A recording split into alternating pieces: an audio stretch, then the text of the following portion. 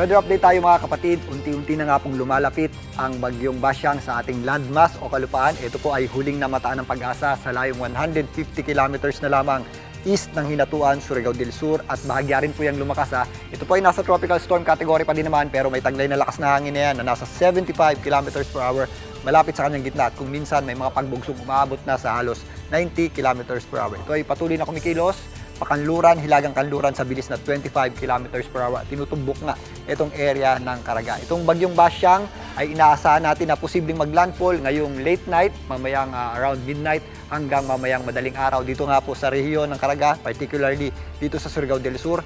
Babaybayin yan ang Northern Mindanao at Caraga region ngayong magdamag at maaaring bukas hanggang sa Sabado. Ito naman itatawid dito sa central portion ng Visayas at Western Visayas patungo dito sa may area ng Sulusi. Sa darating na Sabado naman, papuntang Linggo, yan po ay tatawid naman dito sa area ng Palawan patungo dito sa may West Philippine Sea. Sa ngayon, yung bulto ng kaulapan nito at mga pagulan, kasama po yung malalakas na bugso ng hangin ay nakaka-apekto na sa malaking bahagi ng Mindanao. Kasama na rin po dyan ang malaking bahagi ng Visayas at kumikilos din po yung ating mga pagulan.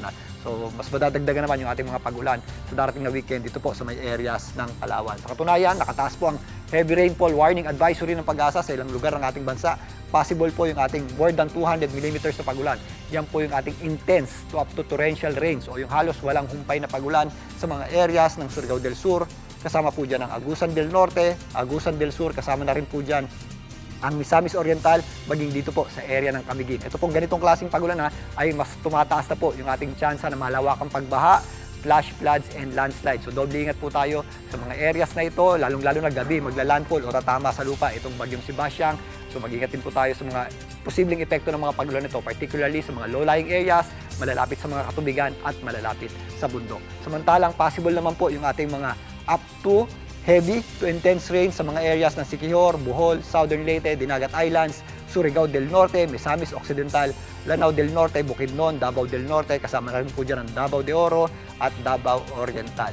Mga possible 50 to 100 millimeters naman ng mga pagulan yung ating aasahan o yung ating moderate to at times heavy rains sa mga areas ng Negros Occidental, Negros Oriental, kasama po dyan ng Cebu, Leyte, Eastern Samar, Zamboanga del Norte, Lanao del Sur, kasama na po dyan ng Cotabato at Davao del Sur. Yung natitirang bahagi naman ng Mindanao ay possible po yung ating mga kalat-kalat na pagulan at mga posibleng thunderstorms. Ganun din po ang malaking bahagi o ang natitirang bahagi ng Visayas. At habang kumikilos nga, itong bagyong Basyang patawid sa ating bansa, malilipat naman yung ating concentration ng mga pagulan mula bukas hanggang sa darating na Sabado. Yan po ay nandito na sa Western Visayas at sa darating naman na Sabado hanggang Linggo ay nandito na po yan sa area ng Mimaropa at patungo nga dito sa may area ng West Philippine Sea. Maliban po dyan, meron nga tayong tinatawag na indirect effect sa pagtawid nitong bagyong Basyang sa ating bansa. Makikita natin dito sa ating wind map, sa ngayon yung ating concentration ng malalakas na pagulan at malalakas na bugso ng hangin ay nandun po sa areas ng rehiyon ng Caraga at area po ng Northern Mindanao. Pero sa darating na Sabado, papuntang Linggo, meron tayong inaasahang pagbugso ng amihan o northeast monsoon na siya pong magpapaulan sa mga areas na malayo sa mismong bagyong Basyang.